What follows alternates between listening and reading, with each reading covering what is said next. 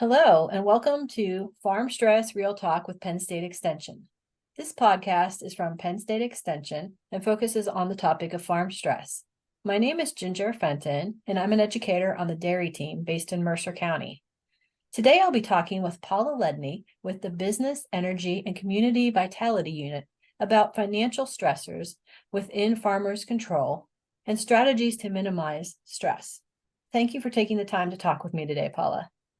Oh, absolutely. Can you tell us about your role with Penn State Extension? Sure. So I'm an educator, like you said, in the Energy, Business, and Community Vitality Unit. I am based out of Somerset County. And I lead Extension's farm transition team and mainly focus on retirement planning for farm, food, and natural resource business owners. So my role is a little bit different than most of our other business educators in that I focus a bit more on the personal side of finances and how it interacts with business finances, whereas most of my colleagues focus on the finances of the farm as a standalone entity. So of course, as we all know, these two areas are very much linked and commingled for most folks. And that can become a really big source of stress for people, as can finances in general.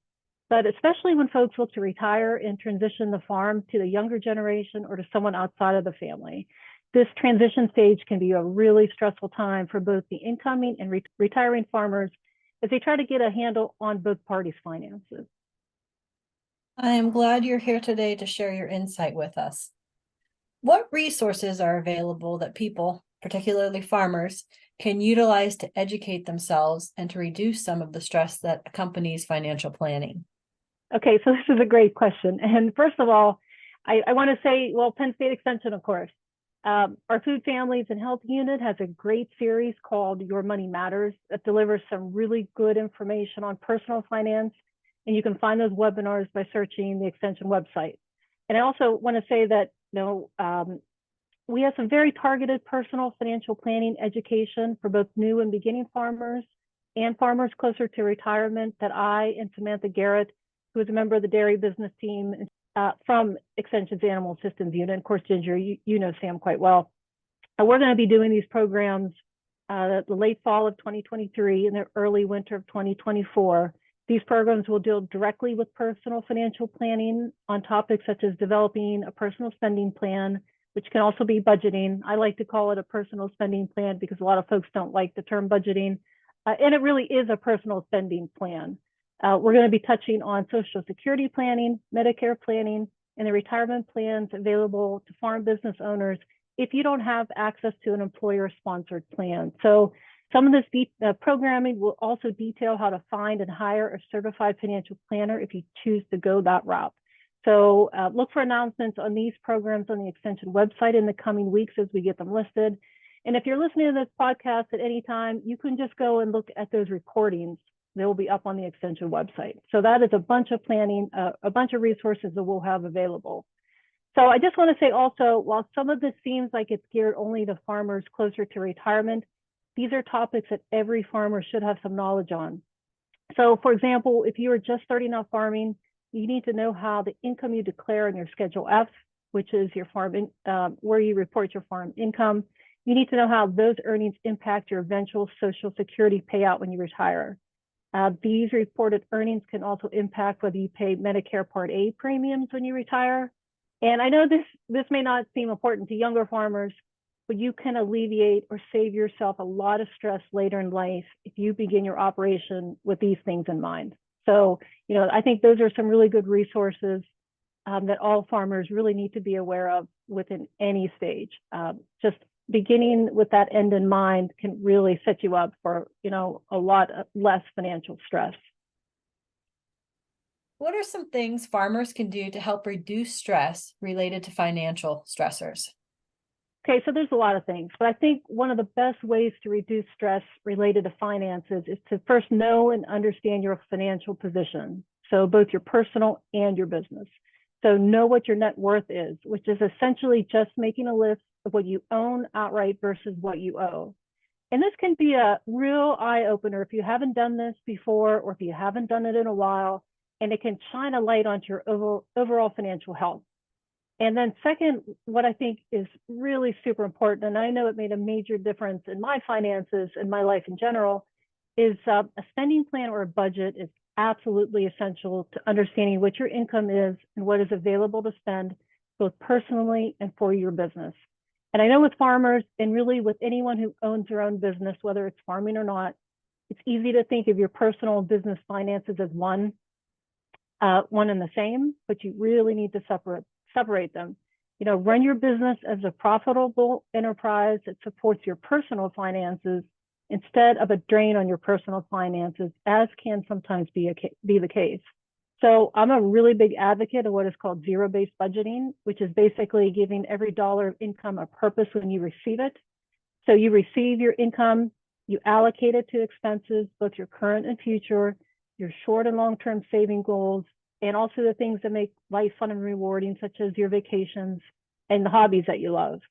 The goal is to give every dollar of income a job to do, not spend every dollar right away, but to allocate the money in paper. We say paper, but really we all know it's going to be in a computer program or an app on your phone. So this will ensure that you don't overspend, that you recognize that you have a finite resource, and it will keep you from going into debt inadvertently. And that going into debt can be a very significant source of stress for most people. So zero-based budgeting can be used for both business and personal finances, and it can really cut out stress when you have a clear picture of your finances. So, I think those two, there's a lot of things you can do, but I think if you're not doing much with your finances currently and you're experiencing a lot of financial stress, start with these two things. Start, there's resources that Extension has for personal, putting together business balance sheets and personal balance sheets, and that's called Farm Pro PA, and that's a spreadsheet that can help you. I think you already touched on this, but does what a farmer can do to reduce those financial stressors vary depending on what their age is? I think it does. I think it does look different for a farmer depending on their age. So, younger farmers definitely have to begin with the end in mind. This is my favorite saying, and I use it in almost all of my programming that I put out for Extension. And it's actually the second step of Stephen Covey's 7 Habits.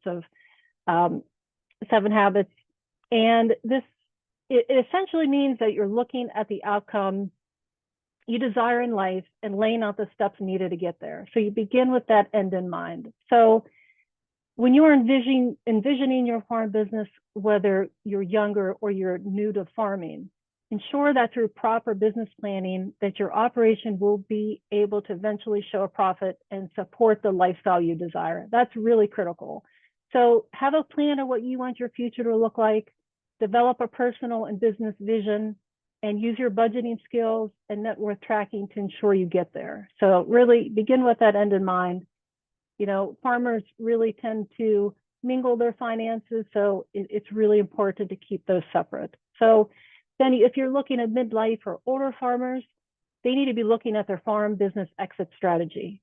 Namely, if their current operation is supporting what they want their legacy to look like.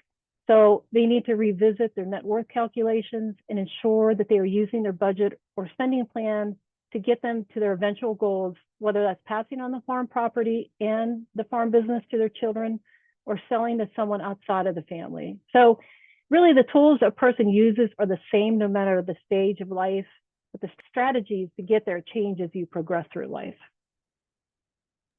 I'm curious about a little bit about how people think towards their finances. So my question is, if there's a strategy or a mindset that you've observed in people that seem to be less averse to financial stress. As we know, there's a lot of stressors in life, and finances is a major one. And, I've worked with a lot of folks that they can't even begin to talk about finances. They have a lot of shame, and it's really sad to see. So, having problems with finances doesn't make you a bad person. It just makes you a person. Nobody's taught this. Really, truly, for the most part, nobody's taught, even in, when you get your degree in finance, you have to take a special track to take any type of personal finance. So, I always feel bad when folks, they need to take some deep breaths to even begin to talk about it. And I love talking about finances, and I can talk about finances and budgeting all day long to anyone, everywhere, is what I tell folks. And so it took a really long time for me to understand why folks, have a problem with it. To get to your actual question is like the folks that I've worked with that seem to have the really lowest levels of stress around finances are the people who have what's called an internal locus of control, which simply means that they believe that the results they get are due to the actions they take. So people who have this mindset tend to be planners who understand that if they make a plan and they follow through with it, that this strategy greatly increases their chance of success. So when it comes to business and finances or personal finances, these are the people, say with business, they begin a business with a business plan and a budget in place, and they revisit their finances on a regular basis. So, with farming, in particular, there are many sources of risk to your business that you cannot control. So, you've probably heard this before, Ginger. There's production risk, marketing risk, there's financial risk, there's legal risk, and there's human risk. And that's a lot of risks that farmers in particular have to deal with. We all know that as farmer, you cannot control the weather. You cannot control the pricing of your products in a lot of cases. And you often, or really never, can control the government and how they choose to regulate your products. So, however, with good financial management, you can determine how much debt you can reasonably handle in your operation, and you can ensure you have enough cash flow to pay your bills when they come due. And that's for both personal and business finances. So, debt and cash flow problems can rapidly sink both personal and business finances. And controlling these two things can really help decrease your stress levels.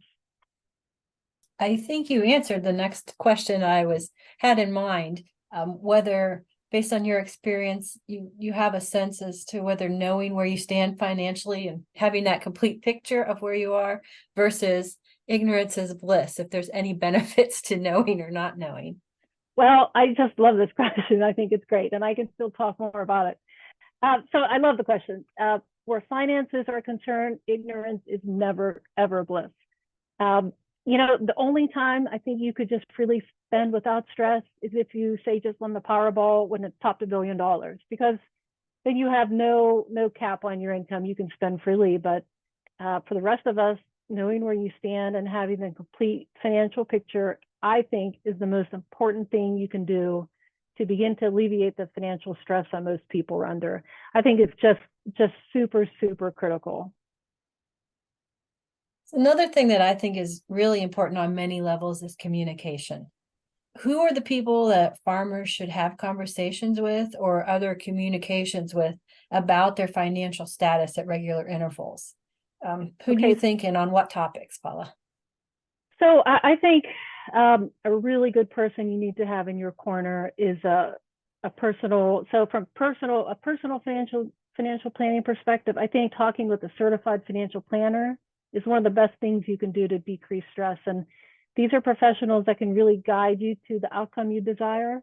So whether you're farming on a part-time or a full-time basis, farm finances will affect your personal finances and vice versa. And it's really critical to have a plan in place.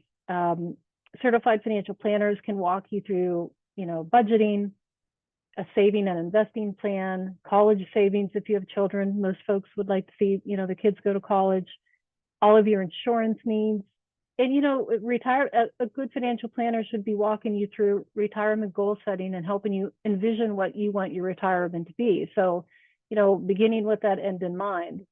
And these are things we should all be thinking about and planning for. And, two great websites that are a great place to start to find, a good financial advisor, or the Certified Financial Planner website, which is www.letsmakeaplan.org, and the National Association of Personal Financial Advisors. They're one of the leading associations of fee-only financial advisors, and their website is www.napfa.org. And, there's a lot to be said about hiring a financial advisor. And, I've done a webinar or two on this topic, and we'll be putting some more of that programming out. But you just really want to think about how there's only one certification program, which is the Certified Financial Planner, and that's the website I gave you.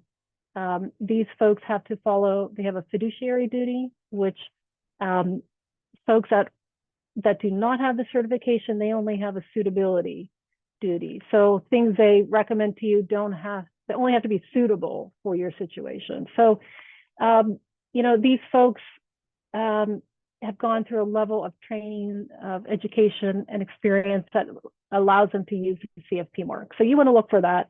And also just know how your financial planner is compensated, whether they're commission-based or if they're charging you assets under management, a fee for the amount of money you have with them. I'm really a big advocate of the fee-only financial advisor. These are basically folks that provide education to you for a fee. So you pay them for a certain amount of time, and that's the only thing. They don't work on commission. So I can talk a lot more about that, but just know that there is a difference and there are places to look to find a good one. So also for more of a farm-focused business financial planning, you can absolutely look to extension for assistance. There's also grant funding on a somewhat limited basis for hiring financial professionals through the Pennsylvania Department of Agriculture. They have a farm vitality grant. And the Center for Dairy Excellence also has some grant funding there. And that funding, you can hire private business consultants to help you. So those are just places you can go to as well. And, I like to think, and I know that a good certified public accountant is always a great person to work with when you have specific questions. And, if you're working with a good financial planner, they'll have an accountant usually that they work with. That if you have tax questions or any kind of business setup questions, those folks are there as well. So, like anything, you look to spend more time with professionals when you first starting out, and then less time is needed as you get your plans in place. So it's always that first part that's the hardest part, that takes the most time.